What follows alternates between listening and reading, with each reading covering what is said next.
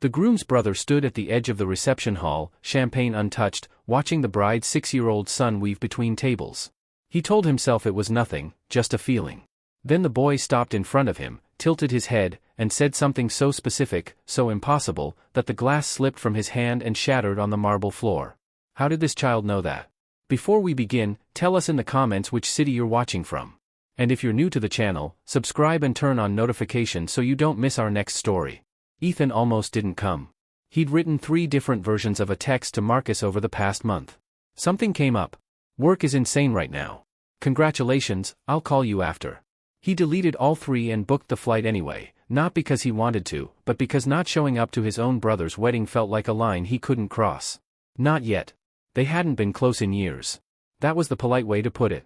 He arrived during the cocktail hour, slipping in through a side entrance, shaking a few hands he barely remembered, nodding at cousins who looked at him like they weren't sure whether to hug him or give him space. He chose a spot near the far wall and stayed there. The venue was beautiful. Expensive. The kind of event where every detail had been decided by someone who knew exactly what they were doing. Marcus had done well for himself, better than Ethan had expected, if he was honest. Then the room shifted, the way rooms do when someone important enters, and Ethan looked up. Marcus walked in with his new wife on his arm. Sophia. Ethan had heard the name a handful of times over the past year, always in passing, always secondhand. She's wonderful. She's different. You'll love her, Ethan, just come meet her. She was striking. Dark hair, composed posture, a smile that looked practiced in the best possible way, the kind of woman who understood every room she entered. Marcus was glowing beside her. Genuinely glowing. Ethan felt something small and complicated move through his chest watching his brother like that. And then someone steered him forward for the introduction. Sophia, this is Ethan. Marcus's brother. She turned. Their eyes met. It lasted less than a second, that moment of stillness in her face, something pulling tight behind her expression before the smile came back, bright and warm and perfectly timed. She extended her hand. I've heard so much about you, she said. Ethan shook it. Congratulations. You both look incredible. She thanked him and turned back to a waiting guest, and that was that. 30 seconds. A handshake. A smile. But Ethan stood there for a moment longer than he needed to. He'd seen something. He was almost certain of it. That fraction of a second before the smile arrived, that had been real. Whatever it was, it had been real. He told himself he was overthinking it. He got a glass of champagne and moved on. The reception was loud and warm and full. Ethan drifted through it, making small talk, checking his phone more than he should have, watching Marcus across the room with the kind of distance that had become habit between them. That's when he saw the boy.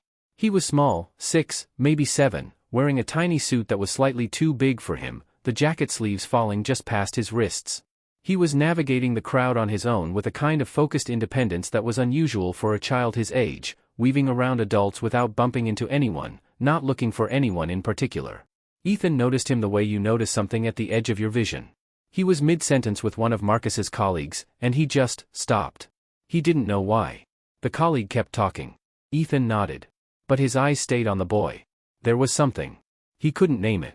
It wasn't anything specific, not the way the boy looked or moved, nothing he could point to. Just a feeling. The same feeling you get when a song plays that you haven't heard in years and you can't remember the name but your body already knows every word. He didn't understand it. So he pushed it away. Then the boy found him. Not the other way around. The boy crossed the room on his own, ignoring the other guests entirely, and stopped directly in front of Ethan. He looked up with the serious, unhurried expression that some children carry, the ones who haven't learned yet to perform politeness for adults. In his hand was a small toy car. It was old.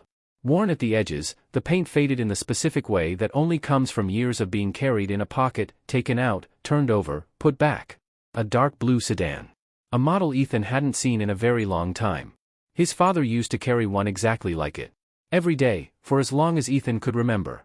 It lived in the right pocket of every coat his father owned. Ethan had asked about it once as a kid and his father had just shrugged and said, "It helps me think." After his father died, Ethan had looked for it. He never found it. He stared at the toy car in the boy's hand. The boy held it out. Ethan took it slowly, turned it over in his palm, felt the weight of it. "Where did you get this?" he asked. He kept his voice calm.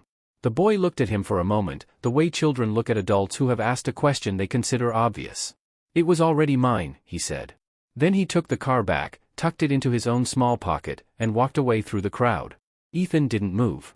He found the wedding coordinator near the entrance, a young woman with a clipboard and an earpiece, clearly in the middle of 17 things at once. He waited until she had a free moment, and then he asked the question as casually as he could manage. The little boy, Sophia's son. What's his name? Luca, she said. And his father? Is he here tonight? She glanced up from the clipboard. A brief pause, the kind that meant something. I honestly wouldn't know, she said. Sophia never told anyone. She moved away before he could ask anything else. Ethan stood in the center of the reception hall, music playing, laughter around him, his brother dancing with his new wife across the room, and pulled out his phone. He had a photo. He hadn't opened it in 7 years. He'd kept it the way you keep something you're not ready to throw away but can't look at either. A woman. The two of them together. The image was slightly water-damaged at the bottom corner, her name in his old handwriting blurred completely beyond reading. He'd forgotten her name. He'd told himself he had. He looked at the photo now. Then he looked across the room at Sophia. The earrings she wore tonight were small, gold, shaped like 2 overlapping circles. They were the same earrings. Exactly the same. His phone screen went dark in his hand. If this story is already pulling at something in you, drop your thoughts in the comments. We read every one. Subscribe and turn on notifications so you're there when chapter 2 arrives. There's much more to this story than either of us understands yet. Ethan sat on the edge of the hotel bed with his jacket still on. The reception was still going downstairs. He could feel the bass from the music through the floor. He'd slipped out 30 minutes ago without telling anyone, just grabbed his key card and walked until he found the elevator. He opened the photo again. He didn't know why he still had it. He'd asked himself that question more than once over the years, and the honest answer was that deleting it always felt like admitting something he wasn't ready to admit. So it stayed. Buried under 17 folders, never opened. Until tonight. The woman in the photo was turned slightly away from the camera, mid-laugh, one hand raised like she'd just said something and was waiting for his reaction. The water damage at the bottom corner had spread over the years, bleeding upward until her name, written by a younger version of Ethan in the white border below the image, was completely gone. He used to know it by heart. He called her Nadia. She never offered a last name, and he never pushed. That was the kind of people they were to each other, present, close, and somehow never quite asking the questions that would make it real. 6 weeks. That was all it was. 6 weeks in a city he'd been passing through for work, a woman he met at a bookstore when they both reached for the same thing on a shelf and laughed about it, and then, without any plan, spent nearly every evening together after that. They didn't talk about the future. They didn't talk about much that mattered, not in words. But when he was with her, something in him that was usually tight and careful went quiet. Then one morning she wasn't there. No message. No note. Her number disconnected. The apartment building where she'd been staying, he went there, felt like an idiot going there, went anyway, told him she'd checked out 2 days before. He looked for her for almost a year. Not frantically. Quietly, the way you search for something when you're not ready to admit how much it matters. He found nothing. Eventually he stopped. He told himself that was the answer. He set the phone down and opened his laptop. He typed Sophia's full name into the search bar, the name Marcus had used when he first mentioned her a year ago, the name on the wedding program, the name on the venue's website in the event listing. The results were clean. Almost too clean. A LinkedIn profile. A brief mention in a local business directory. A charity gala photograph from 3 years ago, her name listed among the attendees. She was listed as a consultant, private sector, European clients. Born in Lisbon. Educated there too, then a stint in London, then Amsterdam, then here. But there was a gap. A significant one. Between the ages of 24 and 29, roughly 7 years ago to 3 years ago, there was almost nothing. No professional footprint. No social media presence. No conference mentions, no company listings, no alumni updates. Just a blank. Most people have a digital shadow whether they want one or not. Hers stopped for 5 years and then started again as if she'd simply stepped back into the world fully formed. Ethan stared at the gap on the screen longer than he meant to. He kept digging and found the magazine interview almost by accident, a small business publication, a brief feature on emerging consultants in the regional market, Sophia listed third. 2 short paragraphs. And at the bottom, a photo. It was small. Off-angle. She was in a group of 4 people, turned slightly toward the person beside her, mid-sentence. But the earrings. He leaned closer. Enlarged the image until it blurred, then pulled back. Small. Gold. 2 overlapping circles. His hands weren't fully steady when he closed the laptop. He sat with that for a moment. Then picked up his phone and called his mother. She answered on the third ring, surprised to hear from him at this hour. He kept his voice easy, casual, said he was just checking in after the ceremony. Then he asked how Marcus met Sophia. There was a pause. She came into his life very suddenly, his mother said. Careful. Measured. The tone she used when she was choosing words the way you choose steps on ice. He didn't ask many questions. You know how Marcus is when he decides he wants something. Did you ever meet her before the engagement? Once. About a year before. Marcus brought her to Sunday dinner and barely introduced her before she left early. I thought it wouldn't last. A short silence. I was wrong. He asked if she knew anything about Luca's father. His mother's voice shifted almost imperceptibly, a fraction tighter, a fraction quieter. Sophia said it wasn't a part of her life she discussed. Marcus said that was enough for him. He let the conversation end naturally and lay back on the bed, staring at the ceiling. Luca was 6. 6 years old meant he was born roughly 6 years ago. Which meant he was conceived approximately 7 years ago. The same year Nadia disappeared. Ethan didn't let himself finish the thought. He wasn't sure he was ready to. All he had were earrings in an old photograph, a gap in a timeline, and a feeling he couldn't name, the same feeling he'd had when he first saw the boy moving through the reception crowd. Something familiar. Something that made no sense. He was probably wrong. He told himself that clearly. He'd had a strange night at a wedding he hadn't wanted to attend, and his mind was doing what minds do when you give them too little sleep and too much history. He closed his eyes. His phone buzzed on the nightstand. He picked it up without thinking. Unknown number. A single text message. Leave the wedding tomorrow. Don't ask questions. This is a kindness. Ethan sat up slowly. He read it twice. Then he looked at the door to his hotel room, locked, chain on, and at the window, and at the phone in his hand. Somewhere downstairs, the wedding music was still playing. If you felt what Ethan felt reading that message, that cold, quiet certainty that something is very wrong, leave a comment below. We read every one. Subscribe and turn on notifications so you're with us when Chapter 3 arrives. Ethan didn't sleep. He lay on the hotel bed until the ceiling turned gray with morning light, the anonymous text still open on his phone. Leave the wedding tomorrow. Don't ask questions. This is a kindness. He'd read it maybe 30 times. He still didn't know if it was a threat or a warning, and he wasn't sure that difference mattered anymore. By 8 in the morning, he was showered and dressed and walking into the wedding brunch like nothing had happened. The brunch was set up in the hotel's garden terrace. White tablecloths, fresh flowers, the kind of relaxed morning after gathering that exists to let everyone pretend the night before wasn't as emotional as it was. Family members moved through the buffet with plates. Children ran between chairs. Ethan got coffee and found a position near the edge of the terrace where he could see most of the space. Sophia was already there. And the moment he walked in, before he'd said a word to anyone, before he'd even made eye contact, she moved. Subtle. Completely natural looking. She shifted from her spot near the gift table, picked up Luca from where he was crouching near a planter, and settled into a seat on the far side of the terrace. Between Luca and Ethan, now, were 2 tables, a column, and her own body. Ethan watched this happen in about 4 seconds. She hadn't looked at him once. He drank his coffee and thought about that. He waited 20 minutes. Let the room settle. Let Marcus get pulled into a long conversation with a group of uncles near the far end of the terrace. Then he walked to the coffee station. Sophia came for a refill 2 minutes later. Ethan wasn't sure if that was coincidence. He was starting to doubt coincidences. They stood next to each other. He poured. She reached for the cream. For a moment neither of them said anything, and it was almost normal.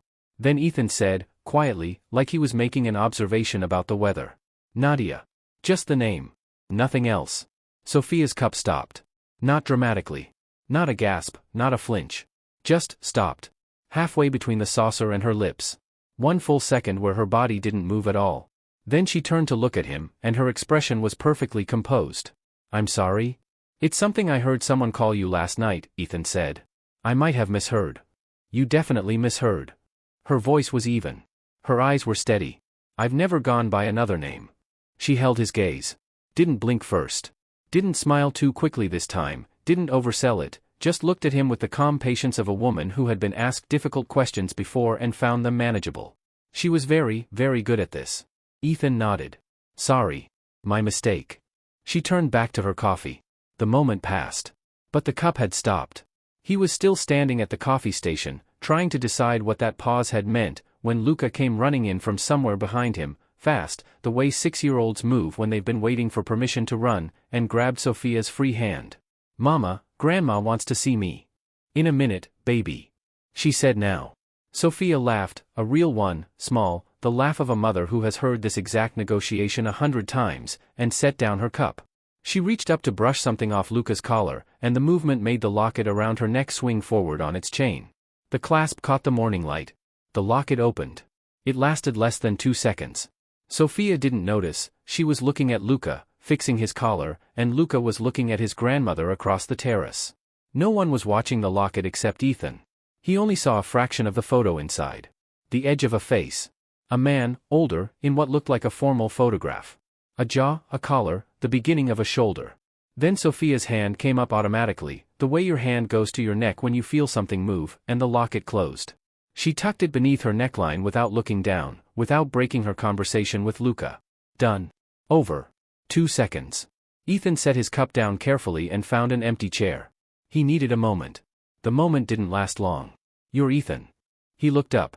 A man had settled into the chair beside him, large, relaxed, with the kind of ease that people carry when they are used to being the biggest presence in a room. He was perhaps 40. Dark hair going gray at the temples. He was smiling in a way that was warm enough on the surface and completely empty underneath. I'm Victor, he said. Sophia's brother. They shook hands. Beautiful wedding, Ethan said. It really is. Victor looked out at the terrace with what appeared to be genuine affection. My sister deserves it. She's worked incredibly hard to build this life. He paused. Everything she has now, Marcus, Luca, this, she built from very little. Another pause. I hope the people around her understand how much it cost her to get here. He turned and looked at Ethan directly. The smile didn't move. But the warmth behind it was simply gone. I'm sure they do, Ethan said. I'm sure, Victor agreed pleasantly. He stood, clapped Ethan once on the shoulder like an old friend, and walked away toward the buffet. Ethan watched him go. Someone is behind this. The thought arrived fully formed and he couldn't push it back. Maybe Sophia was Nadia. Maybe she wasn't. But Victor knew exactly who Ethan was, and exactly what he was doing, and had come over here to make sure Ethan understood that he was being watched. That changed things. He found the tablet near the entrance to the terrace, a shared device the hotel had set up with the photographer's preview gallery so family members could browse early shots from the ceremony. A small line had formed around it earlier. Now it sat unattended. Ethan scrolled through. Ceremony photos. Candid shots from the cocktail hour. He wasn't sure what he was looking for. Then one image made him stop. It was a wide shot from the ceremony, the guests seated, the aisle, the light coming through tall windows. The focus was on Marcus and Sophia at the front. Beautiful composition. In the background, slightly out of focus, the first 3 rows of guests. And there, in the corner of the frame, almost at the edge of the image, Victor. Standing just behind Marcus's best man, Daniel. Handing him an envelope. Daniel looked down at it. His expression shifted, something crossed his face that wasn't surprise, but wasn't comfort either. He folded the envelope once and put it directly into his inside jacket pocket. The timestamp on the photo was 9 minutes before the ceremony began. Ethan stared at the image for a long time.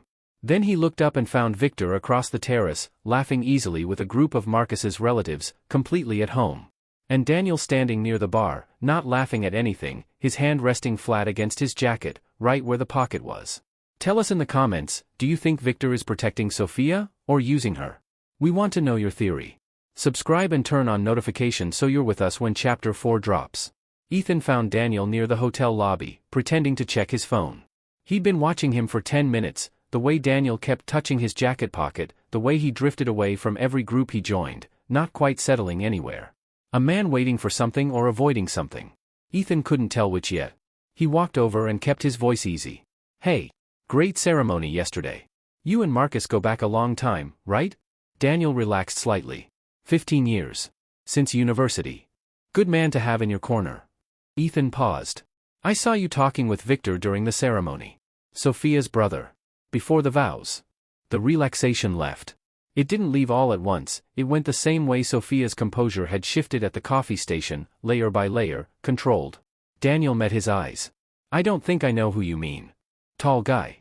Dark hair. He handed you something. I really don't remember that. He smiled. It was a busy morning. His phone appeared in his hand, smoothly, practiced, and he glanced at the screen. Sorry, I have to take this.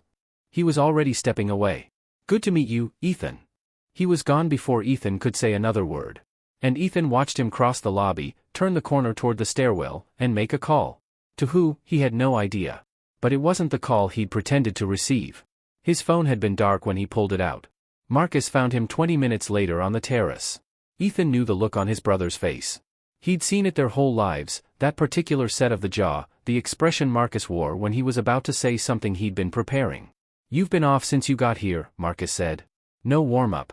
"I'm fine. Just tired." "You've been watching Sophia all morning." Ethan opened his mouth. Closed it. "I'm not blind," Marcus said. His voice dropped. "And I know what that look means. I've seen it before. You think I'm making a mistake. You think she's too good, or too sudden, or something isn't right, and you've appointed yourself the person to figure out what. Marcus. You do this." There it was, the thing that had been stored up, not just since yesterday but for years. "You've always done this. You decide you know better, and then you go quiet, and then you act. Just like with Dad's estate.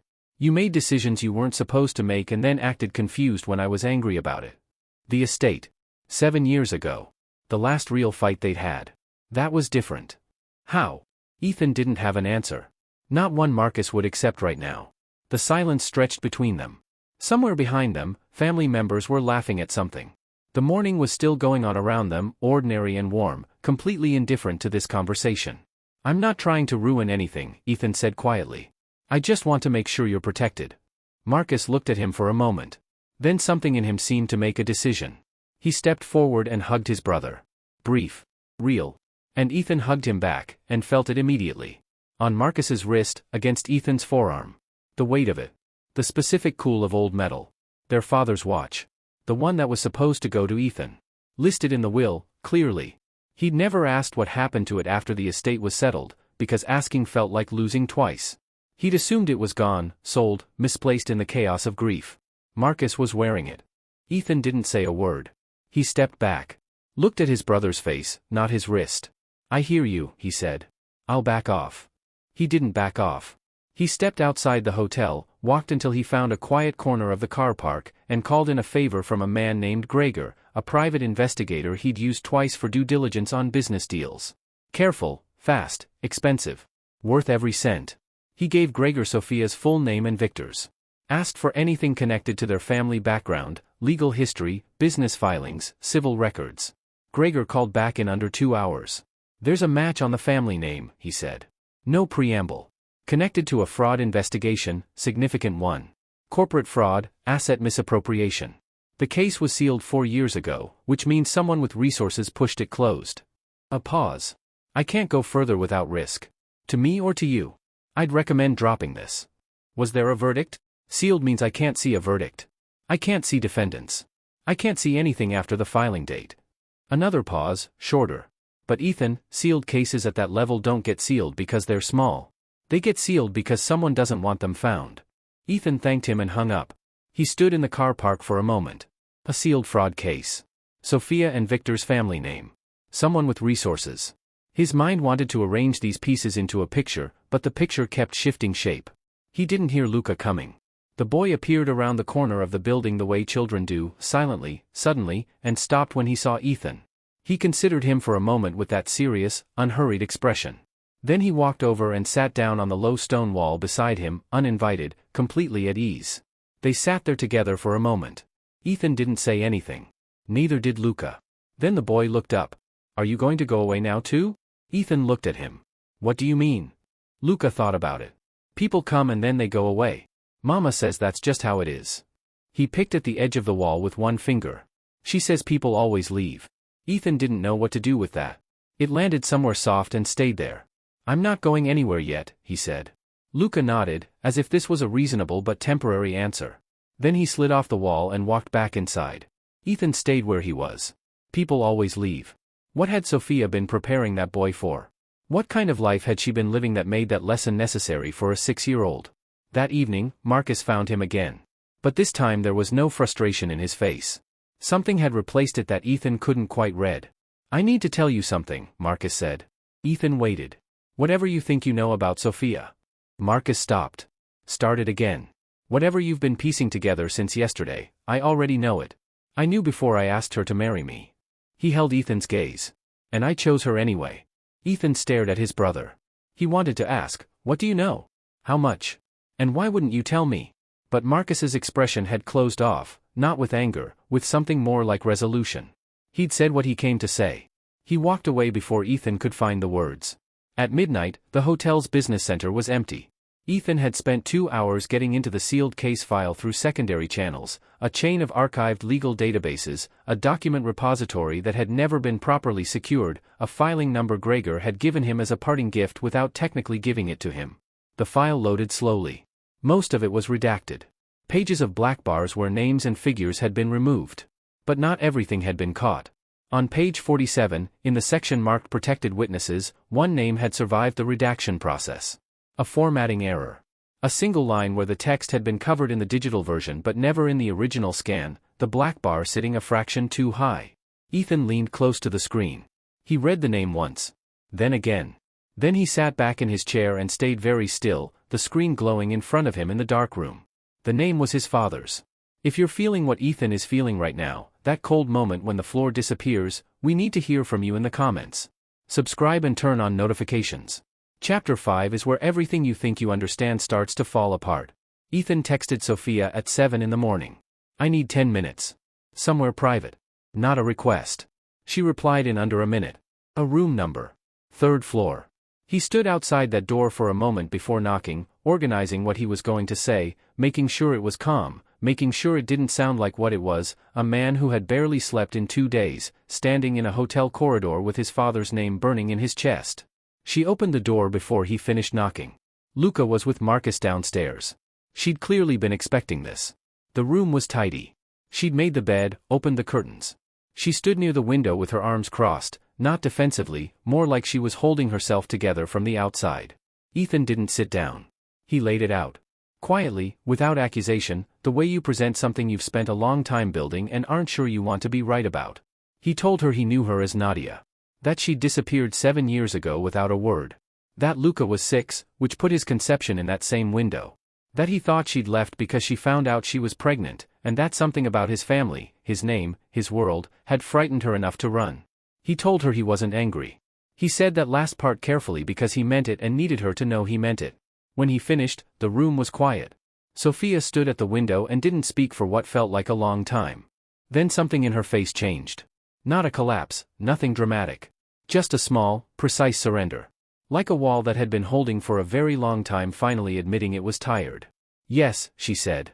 "I knew you." The word knew, past tense, careful, chosen. "I left without telling you. That was wrong. I've thought about it many times." Her voice was steady but her hands weren't. She pressed them flat against her arms. "You deserved more than that." Ethan had prepared himself for denial. He hadn't fully prepared himself for this. "Why did you leave?" She looked at him. And then, for the first time since he'd arrived at this wedding, her eyes filled.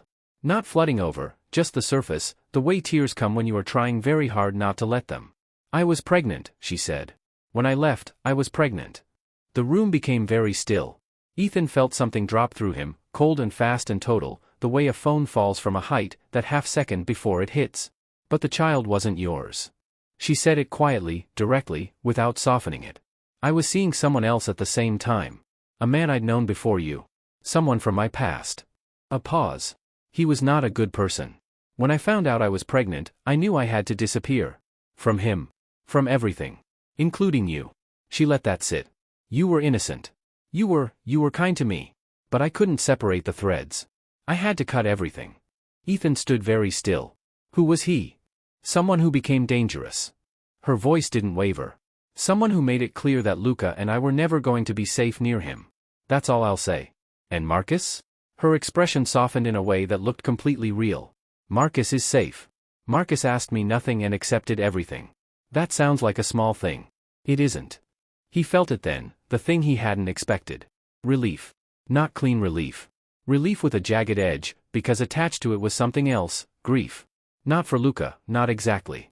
Grief for the story he'd been carrying for 2 days, the story where he was the missing piece, the father, the explanation. That story had felt urgent and frightening, but it had also, underneath everything, felt significant. It had made him matter to something he didn't even know he'd needed to matter to. Now it was gone. He'd spent 48 hours tearing at the edges of his brother's wedding. Over a feeling. Over earrings and a toy car and a timeline that turned out to mean nothing except that the world was sometimes a very small, very coincidental place. He felt ashamed. It moved through him slowly and sat down and stayed. Sophia seemed to read it. She uncrossed her arms and looked at him directly. Ethan. Her voice was soft. Let it go. Not for me. For Marcus. For Luca.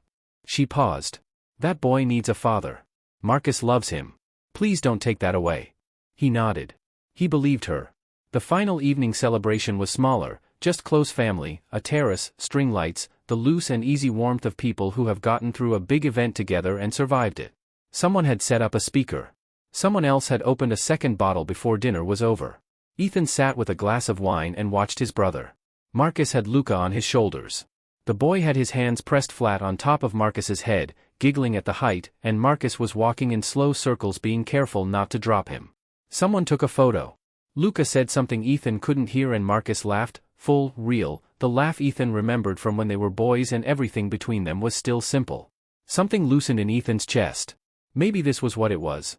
Maybe Marcus had found something Ethan hadn't been able to, a way of choosing a life and committing to it without needing every question answered first. Maybe that was the lesson. He looked down at his wine. It was over. He was leaving in the morning. He'd hug Marcus, say something real to him for once, and let it be enough. His phone buzzed. He assumed it was a flight reminder. He picked it up without urgency. It was Gregor. Unsolicited. But I couldn't not tell you. I found the sealed testimony, the actual documents. Your father wasn't a witness in that fraud case. Ethan's eyes moved to the next line. He was a defendant. And then the next. Someone paid to have the case buried. I traced the payment. It was made 7 years ago, the same week your father died. Across the terrace, Marcus was still walking in circles with Luca on his shoulders, both of them laughing. Ethan read the message a second time. Then a third. His wine glass was still in his hand. He set it down on the table very carefully, the way you handle something when your hands have started shaking and you don't want anyone to see. If your understanding of this story just completely changed, leave a comment below. We need to know what you're thinking right now. Subscribe and turn on notifications, because Chapter 6 is where nothing stays buried. Ethan got on the plane telling himself it was over. He was still telling himself that somewhere over the Atlantic when he opened Gregor's file for the third time and stopped pretending. Your father was a defendant. Someone paid to bury it. The payment was made the same week your father died. He'd read those lines so many times they'd stopped feeling like language and started feeling like a weight. He closed the file. Opened it again. The words didn't change. He signaled for coffee and began to read from the beginning. The fraud case was 15 years old. Large scale, not the kind of thing that happened by accident or poor judgment, but the kind that required planning, access, and a deliberate decision to take something that didn't belong to you. But the question Ethan couldn't answer was what she actually wanted. The target was a family-owned business in Lisbon. Import and export, 3 generations old, the kind of company that employed cousins and neighbors and kept a small community running. The fraud drained it completely, falsified contracts, redirected assets, accounts bled dry over 18 months before anyone understood what was happening. By the time it collapsed, there was nothing left to save. The father, the man who had built that business, who had taken it from his own father and grown it and believed in it, lost everything. The business, the reputation, the savings. His health went shortly after. He spent his last 2 years in a small apartment in Lisbon with his 2 adult children watching him disappear. He died before the investigation was sealed. His children, a daughter and an older son, were in their mid-20s when he died. Left with nothing except each other. Ethan looked at the family name on the document. It was Sophia's family name. He set the file down on the tray table and looked out the window at the dark. The question wasn't whether Sophia had found Marcus by accident. She hadn't. That much was obvious now. The gap in her digital history, those 5 missing years, wasn't running from an ex-partner. It was planning. It was finding the right angle. It was Victor handing envelopes to best men at weddings and sending anonymous texts to brothers who got too close. Money was the obvious answer. Marcus was comfortable, not extraordinarily wealthy, but stable, established, the kind of man whose death would leave a sizable estate. But Sophia didn't strike him as someone who needed to marry for money. She was too capable, too controlled, too long game for something as crude as inheritance. Revenge, then. Destroying the family from the inside, the way the family had destroyed hers. That fit the shape of it better, the patience of it, the precision. Or something else. Something he didn't have a word for yet. He was still turning these options over when he landed. He called Marcus from the arrivals hall. No answer. He called twice more in the cab. Nothing. He called his mother, half to check in and half because he needed to hear a voice he trusted. She answered on the second ring and they talked for a few minutes about the wedding, about how Marcus had looked, about how it was good that Ethan had come. Then Ethan asked, as carefully as he could manage, whether she knew anything about Marcus's will. The pause on the other end was brief but total. He updated it, she said. A few months ago. He told me himself. He wanted me to hear it from him, not from a solicitor. Her voice was even, measured, but underneath it was something that sounded like it had been sitting uneasily for a while. Everything goes to Sophia and Luca if something happens to him. When you say everything? I mean everything, Ethan. He thanked her and ended the call. The cab was moving through evening traffic. He stared at the window without seeing it. A will updated months before a wedding. Everything redirected to a woman whose family his father had destroyed. And Marcus not answering his phone. He told the driver to go faster. On the plane he'd done something he couldn't quite explain. When he'd glimpsed the locket at the wedding, 2 seconds, a fraction of a photo, he'd pulled out a notepad afterward and sketched what he'd seen. An old habit from his father, who said if you see something important and don't write it down immediately, your memory starts editing it without telling you. He hadn't looked at the sketch since. He looked at it now on the cab ride. 2 men. Formal photograph, the kind taken for a document or a portrait. Older style, not ancient, but not recent. The man on the left was slightly turned, the photo cut off at the shoulder. Ethan looked at the man on the right. He'd seen this face before. He'd seen it in an old frame in his mother's hallway, in a photograph taken before Ethan was born. He'd seen it on a plaque in the lobby of his father's first office building, a building that had since been sold and renamed but still carried that plaque near the entrance because the new owners hadn't gotten around to removing it. The man in the locket, the one on the right, was his father. Young. Late 20s, maybe. But unmistakable. The man on the left, partially cut off, Ethan didn't know him. But his father was in Sophia's locket. His father, who had destroyed Sophia's family, was in a locket that Sophia wore against her chest every day. He put the notepad away and didn't take it out again for the rest of the journey. Marcus's house was quiet when Ethan arrived. No lights in the front except one, a single lamp in the living room, visible through the window from the street. He knocked. The door opened almost immediately, as if Marcus had heard the cab pull up. Marcus looked at him without surprise. He was dressed like he'd been home for hours. He stepped back to let Ethan in without a word. The living room was still. No television. No music. A glass of water on the table, barely touched.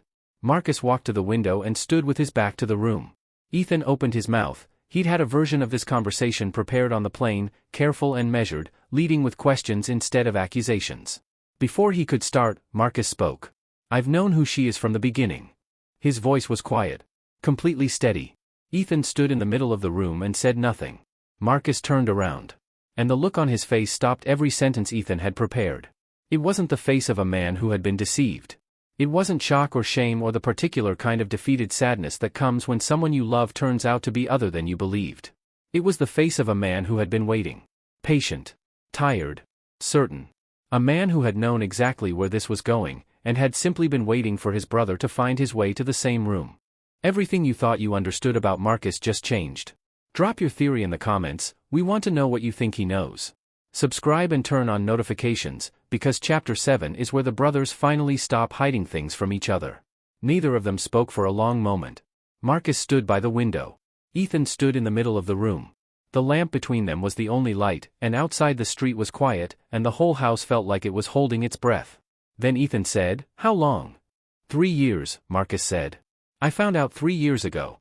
He moved away from the window and sat down.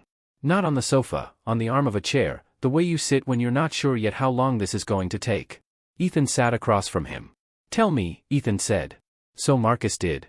It started with a box. After their father died, Marcus had kept one of the storage units, the one full of old business files that no one wanted to go through. Ethan hadn't offered to help. That was part of the estate argument, the one neither of them had fully spoken about since. Marcus had done it alone. 3 years ago, going through a second layer of boxes he'd never opened, he found a folder he didn't recognize. Inside was documentation, internal correspondence, financial transfers, a chain of decisions that someone had clearly tried to bury beneath years of ordinary paperwork. It took him 2 months to understand what he was reading. Another 3 to verify it. Their father had committed fraud. Not sloppily, not out of desperation, but deliberately. A sustained operation that had hollowed out another family's business over 18 months and left nothing behind. I couldn't tell Mom, Marcus said. I still can't. She built everything around who she thought he was. Ethan said nothing. The lamp hummed between them. So I went looking for the family, Marcus continued. I thought if I could find them, I could, I don't know. Return something. Make it smaller somehow. He looked at his hands. I found Sophia and Victor. He'd approached them directly. No intermediary, no lawyers. He showed up, identified himself, said who his father was, and waited to see what happened. Victor had wanted to close the door in his face.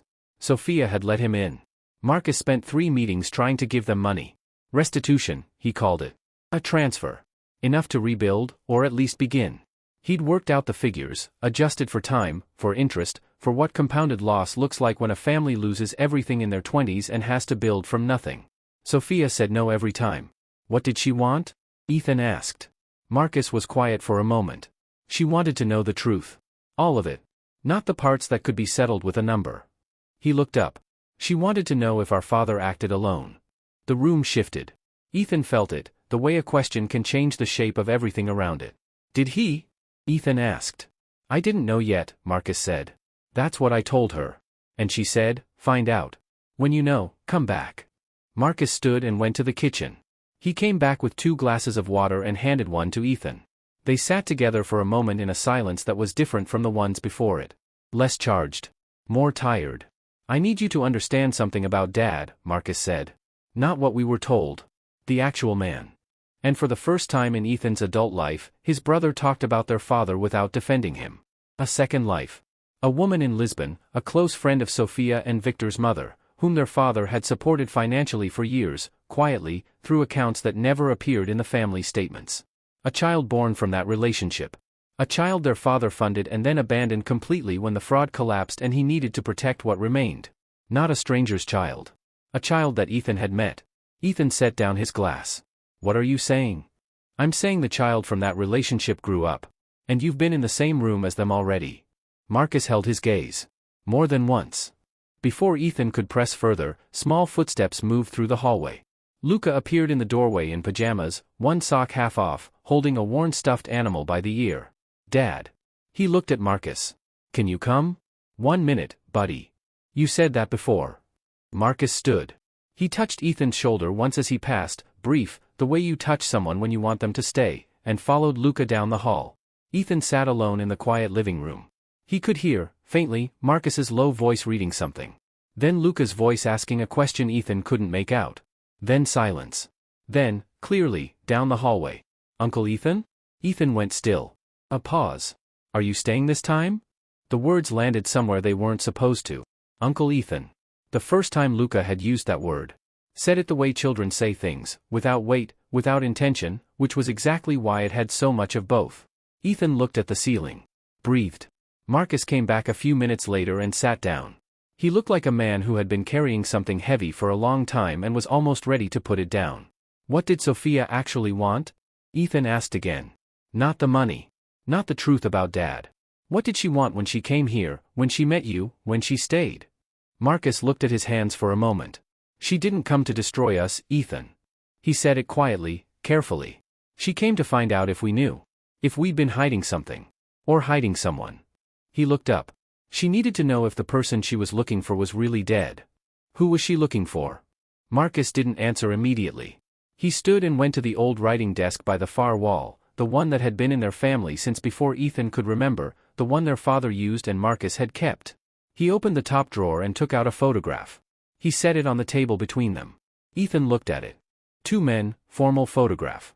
Same image structure as the sketch from his notepad, but complete now, both faces visible, both men fully in frame. His father on the right. He knew that face. The man on the left, older than their father in this image, similar bone structure, a particular set around the eyes. Ethan studied him for a long time. Then he looked up at Marcus. That's impossible, he said. He died before I was born. Marcus looked back at him steadily. He didn't say it was impossible. The ground just shifted under everything. Share your theory in the comments. Who do you think that man is? Subscribe and turn on notifications, because Chapter 8 holds the answer that changes the entire story. Ethan picked up the photograph. Marcus sat across from him and said nothing. He'd said enough. The rest of it, whatever came next, he was going to let the photograph do. Ethan turned it over. On the back, in faded ink, someone had written a name and a year. The year was 4 years before Ethan was born. The name wasn't their father's. He turned it face up again and looked more carefully at the two men. Same height. Same jaw. Same particular way of standing, weight slightly forward, shoulders squared, that Ethan had always associated with his father specifically, had always thought of as a posture that belonged only to him. It belonged to both of them. Dad had a twin, Ethan said. It wasn't a question. The photograph made questions unnecessary. His name was Raphael, Marcus said. Marcus had found the documentation in the same storage unit as the fraud files. Separate folder, older paper, tucked at the very bottom of the second box like it had been placed there with the specific intention of never being found. Birth certificates. 2 of them, same date, same parents. Brothers. Raphael had never appeared in any family story, any photograph on any wall, any conversation Ethan could recall across his entire childhood. He had been removed completely and thoroughly, the kind of removal that takes sustained effort, that requires every photograph sorted, every relative instructed, every document relocated. Someone had worked hard to make Raphael not exist. Dad covered for him, Marcus said. The fraud, Raphael committed it. Not Dad. Raphael built the scheme, ran it, executed it. And when it collapsed and the investigation started, Dad stepped in front of it. Ethan looked up. Why? Because Raphael was his brother. Marcus said it simply, the way you say things that are both completely inadequate and entirely sufficient. I think that was the whole reason. I don't think there was anything more complicated than that. Their father had absorbed the liability. Redirected the legal exposure. Used his own name, his own reputation, his own resources to shield Raphael, and then buried the entire arrangement when Raphael died shortly after. Or was believed to have died. That distinction, Ethan was beginning to understand, was carrying a great deal of weight. Sophia wasn't looking for our father, Marcus said. She was looking for Raphael. Ethan sat with that. Why? Because Raphael is Luca's grandfather. The room went quiet enough that Ethan could hear the lamp. Sophia's mother, her mother's closest friend from those years in Lisbon, the one who had been ruined alongside Sophia's family when the business collapsed, had been in a relationship with Raphael before everything fell apart. A relationship that produced a child. That child had grown up, and eventually had Luca. Which meant the bloodline that ran through Luca wasn't connected to Ethan's father at all. It was connected to the twin. Ethan thought about the toy car. The feeling in the reception hall. That impossible, sourceless recognition he'd felt the moment he saw the boy, the thing he couldn't name and couldn't dismiss. He thought about how he looked. How Marcus looked. How their father had looked in every photograph Ethan had grown up with. How Raphael must have looked. Luca recognized something in me, Ethan said slowly. Not because I was his father. Because I look like the person his mother told him stories about. The grandfather he never met. Marcus nodded. And Ethan felt it then, the full weight of it. Not the mystery collapsing, but something much stranger, every piece of it rearranging into a shape that was heartbreaking in a completely different way than he'd expected. He hadn't been a missing father. He'd been the closest living face to a dead man that a 6-year-old boy had ever seen. The toy car. It was already mine. The way Luca had sat next to him in the garden without being invited. The way the boy had looked at him, not like a stranger, but not quite like anything Ethan had a word for either. He pressed his hand flat on the table and breathed. He heard the front door. Sophia came into the living room and stopped when she saw Ethan's face. She looked at the photograph on the table between them. Then at Marcus. Then back at Ethan. She didn't offer an explanation. She didn't apologize or justify or arrange her expression into something easier to look at. She just stood there, and for the first time since the wedding, Ethan saw her without the armor. Not the woman at the coffee station, perfectly composed. Not the woman in the hotel room, carefully measured. Just tired. Deeply, genuinely tired. I just wanted Luca to know where he came from, she said. Her voice was quiet and even and completely real. I didn't expect to end up here. The room held that sentence for a moment. Ethan believed her. Not because she'd earned it yet, trust wasn't something that happened in a single evening, but because the exhaustion behind her eyes was the kind that didn't come from scheming. It came from carrying something alone for a very long time. He looked at her, then at Marcus in the doorway. There was one question he hadn't asked yet. The one that had been underneath everything else since the moment Marcus said I've known who she is from the beginning. Does Marcus know Luca isn't connected to our family by blood? He looked at his brother. And he still chose him? Marcus looked back at him from the doorway. Blood was never the point, he said. 4 words. The simplest thing Marcus had said all evening. And somehow the one that landed hardest, because it explained the will, and the wedding, and every answer Marcus had given that didn't quite fit the question Ethan was asking, because Ethan had been asking the wrong question the entire time. He opened his mouth to say something, he didn't know what, when Sophia's phone rang. She pulled it out. Looked at the screen. Something shifted in her face.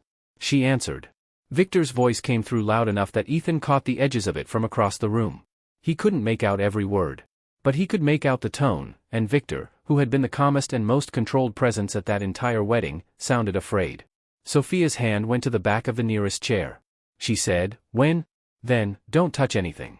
Then she looked at Ethan and Marcus with an expression that hadn't been there a moment ago. Victor found something in the estate records, she said. Her voice was level but her knuckles were white against the chair. Something about the night Raphael died. Everything we thought we knew about Raphael just became a question. Leave your thoughts in the comments, we're reading every one. Subscribe and turn on notifications, because Chapter 9 is where the truth gets darker before it gets light. Victor arrived at 11 o'clock with a leather folder under his arm and the look of a man who had not slept in 2 days. He sat down at Marcus's dining table without being invited, opened the folder, and placed the first document in the center where all three of them could see it. I've been in Lisbon, he said. There's a notary archive there, old records, physical copies, nothing digitized. I've been trying to access it for 2 years. He looked at Ethan. Your name opened a door that mine couldn't. Ethan didn't ask how. He looked at the document. It was a coroner's record. Partial, some sections crossed out, some pages missing. But the cover sheet was intact, and the date on it matched the year Raphael was said to have died. The cause of death listed was cardiac arrest. Below that, in a different hand, someone had written 3 words and then crossed them through so hard the pen had almost torn the paper. The words were still legible underneath the strikes. Not fully investigated. Victor had found a second document beneath the first. A payment record. Not from their father's accounts, from a third account, a business account registered to a company name that Ethan didn't recognize. The payment went to a Portuguese civil official 2 weeks after Raphael's death. A significant sum. Clean transfer, no notation. I cross-referenced the company name, Victor said. He pulled out a third page. It took me a while. The ownership is layered. But the person at the center of it, the actual beneficial owner, he set the page down. His name is Aldrich Voss. Marcus said the name quietly. Like he'd heard it before but couldn't place it. He was Dad's business associate, Ethan said. Both of them looked at him. Early in Dad's career. Before we were old enough to remember. There's a photo of them together in one of Mum's old albums. I noticed it once and asked who he was. She said someone from the early days. Someone Dad had moved on from. He paused. I didn't think about it again until now. Victor nodded slowly. Aldrich Voss built his fortune in the decade after Raphael died. The fraud case, which destroyed my family and should have destroyed the reputation of everyone connected to it, instead quietly disappeared. The investigation stalled. The case was sealed. And Voss walked away with the contracts, the clients, and the market position that Raphael's operation had created. The table was very still. He didn't just benefit from what happened, Sophia said from the doorway. She'd been standing there for some time, listening. He engineered it. Ethan looked at Marcus. And Marcus looked back at him, and in that look was the same calculation Ethan was running, the same terrible arithmetic of dates and decisions and money that had been missing for years. The estate funds, Ethan said. Marcus nodded. Slow. Like he'd been waiting for Ethan to get here. After their father died, a portion of the estate had been unaccounted for. Not a small amount.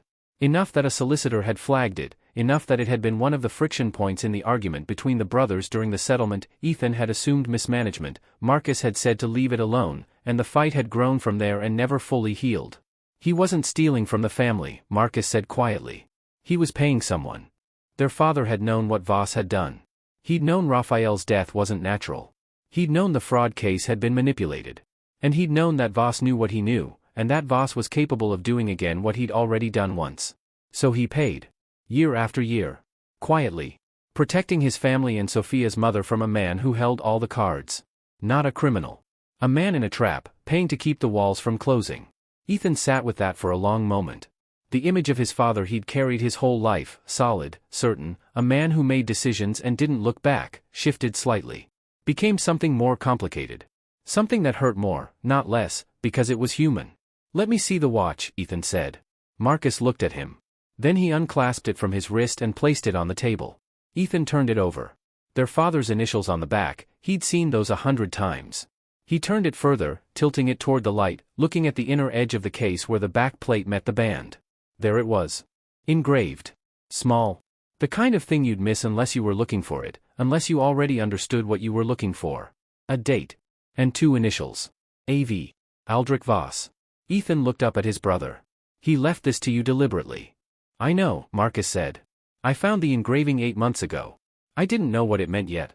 I just knew it meant something. He paused. That's why I went back to the files. That's how I found the fraud case. That's how I found Sophia and Victor. Their father had known he was running out of time. And he'd left a breadcrumb for the son he trusted to look. None of them heard Luca get up. He appeared in the dining room doorway the way he always did, quietly, without announcement, in his pajamas with the stuffed animal trailing from one hand. He looked at the adults around the table, at the papers and the tension, with the calm assessment of a child who has learned not to be alarmed by serious rooms. Then he saw the photograph. It was sitting at the edge of the table, the formal portrait, their father and Raphael side by side. Luca walked over and picked it up without asking. He stood there and looked at it for a long time. Nobody spoke. Then he walked to Sophia and held it out to her. Placed it in her hand. Looked at it one more time. Then he went back to bed. The room stayed quiet after he left. The kind of quiet that follows something that doesn't need to be explained. Sophia looked down at the photograph in her hand. Her thumb rested at the edge, near Raphael's face. She didn't say anything. She didn't have to. Ethan looked at his father's watch on the table. At the fraud documents. At the payment record with Voss's name buried in the company structure. At the coroner's report with its crossed-out words. His father had not been the man the fraud case suggested. He had been a man standing between his family and something dangerous, paying in silence for a crime he didn't commit, carrying a truth he couldn't speak. Not a fraud. Trapped. The distinction felt important. It felt like the most important thing. There's something else, Victor said. His voice had changed. The composure, the thing that had made him feel dangerous at the wedding, the dead-eyed warmth, was gone. What was underneath it looked like genuine fear. Voss knows about the marriage. He's been monitoring this family since Marcus and Sophia's announcement went public. Victor looked at each of them in turn. He knows someone is asking questions. And in the last 72 hours, he's begun moving assets. The silence was different now. If he moves everything before we can document the connection to Raphael's death, Sophia stopped. He walks away again, Marcus finished. Ethan looked at his brother across the table. Not the conversation from the estate settlement. Not the years of careful distance. Not 2 men who had learned to exist in separate orbits and call it peace. Something older than all of that. Something that had been waiting under the damage for a long time. Okay, Ethan said. Marcus looked at him. Then we move first. After 9 chapters, what are you feeling right now? Leave it in the comments. Subscribe and turn on notifications. Chapter 10 is the last one, and it's where everything that was taken gets answered for. They worked through the night. Gregor came in person. Ethan had never actually met him before, only ever a voice on the phone, and he arrived at Marcus's house at 1 in the morning with his own files, his own contacts, and the quiet efficiency of someone who understood exactly how much time they had before Voss finished moving what he was moving. Victor spread the Portuguese documents across the dining table. Gregor laid his own records alongside them. Marcus pulled the estate files he'd been carrying alone for 3 years. Ethan added the database records from the business center and the payment trail. And then, for the first time, everything was in the same room. It took 4 hours to assemble into something that held together from beginning to end. The fraud. Raphael's death. The payments to the civil official. The company structure that traced back to Voss. The estate funds that had been disappearing from their father's accounts in regular intervals, not theft, not mismanagement, but blackmail paid in silence for years. The asset movements from the last 72 hours, which Gregor had already flagged with 2 investigators he trusted. By 5 in the morning, the file was complete. By 6, it was submitted. The legal process took months. It wasn't a movie, no single courtroom moment, no dramatic verdict read aloud to a packed room. It was documents and interviews and counterfilings and waiting, and then more waiting, and occasional calls from solicitors who spoke in careful language about things that were progressing. But it progressed. Voss's asset movement, the very action he'd taken to protect himself, became the clearest evidence of his awareness. You don't move everything you own across 3 jurisdictions in 72 hours unless you know what's coming. The investigators understood that. The sealed fraud case was reopened.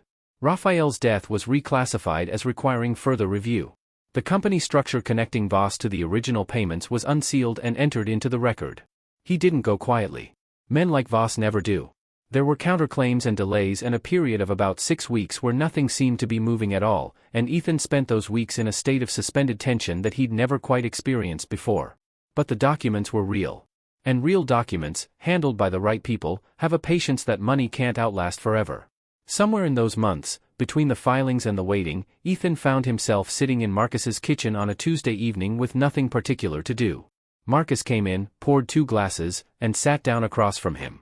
"I need to tell you something," Marcus said. "About the estate. About why I kept the watch, and why I didn't explain it." Ethan looked at him. "When Dad died, I found the first payment record by accident. I didn't understand it.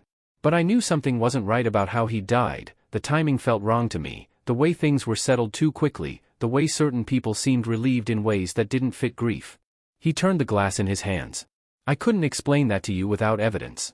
And I knew that if I told you what I suspected and I was wrong, you'd spend the rest of your life carrying it." He looked up. "So I kept gathering. And kept quiet. And you thought I was shutting you out."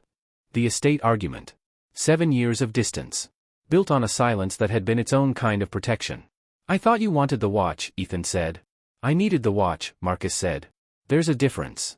It wasn't forgiveness exactly, forgiveness implied one person had done something wrong, and neither of them had, quite. It was more like finally understanding the shape of something that had been in the dark for years and finding out it wasn't what either of them thought." Ethan picked up his glass. "You could have told me," he said. "Not as an accusation. Just as a fact." "I know," Marcus said. "I'm sorry I didn't." Sophia found Ethan alone in the garden a few weeks later. She sat down next to him on the low bench near the back wall, the same wall where Luca had sat beside him all those months ago, and asked if he was going to leave. "I used the name Nadia for about 8 months, she said. "In a city about 400 miles from here. I was moving, trying to stay ahead of Voss's people, who knew I was asking questions about the fraud case and about Raphael." She looked at the garden. "I didn't use my real name anywhere during those years. It wasn't safe." Ethan listened. "I met you during that time. And I liked you. That part was real." A pause. "When I left, it wasn't because of you. There were people watching me, and I'd stayed in one place too long, and I had to move." She looked at him. "I didn't know you'd looked for me. I didn't know I'd mattered to you that way. If I had," she stopped. "You still would have left," Ethan said. "Yes," she said. "But I would have said something first. It wasn't a reunion. It wasn't even closure, not exactly. It was just the truth, finally, with nothing around it to soften or redirect it." Ethan sat with it for a moment and found that it was enough. Not everything, but enough. Their mother called on a Thursday morning, 3 weeks after the first investigator's report was made public. She'd seen the coverage. She knew what it meant for their father's name, the formal statements about the nature of his liability, the language that stopped short of full exoneration but made clear that the original picture had been incomplete.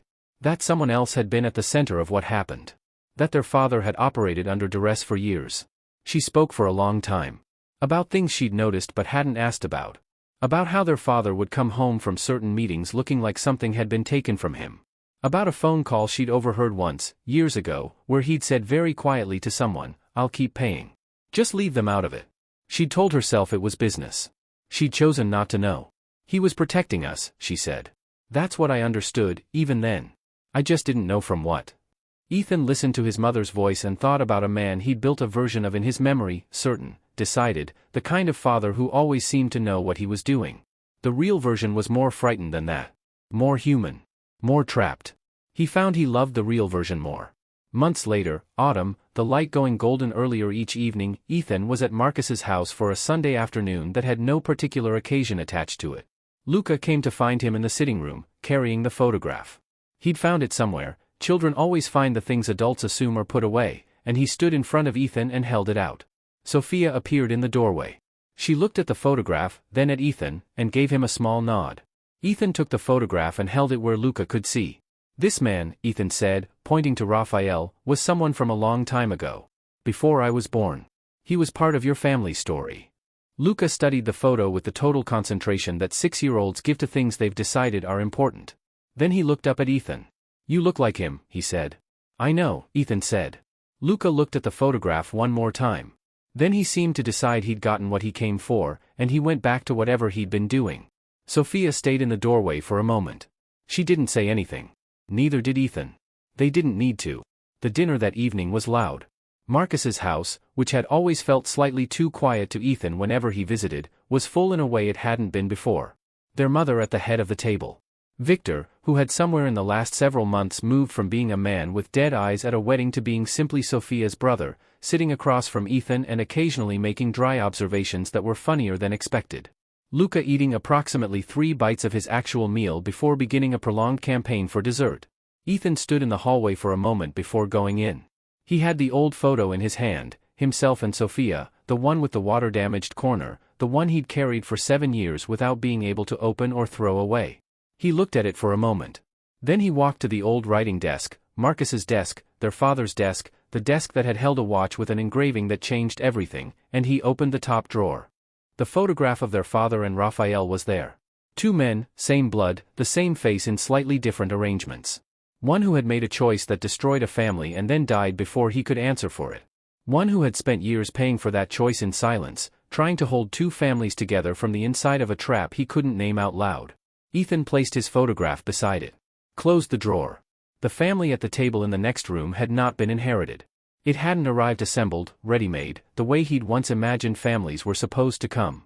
It had been found in pieces, in storage boxes and hotel brunch tables and garden walls and late-night documents spread across a dining table at 1 in the morning. Built, not given. He went in for dinner. If this story stayed with you, if any part of it felt true, we'd love to hear from you in the comments. Thank you for staying all the way to the end. Subscribe and keep notifications on, because our next story is already waiting.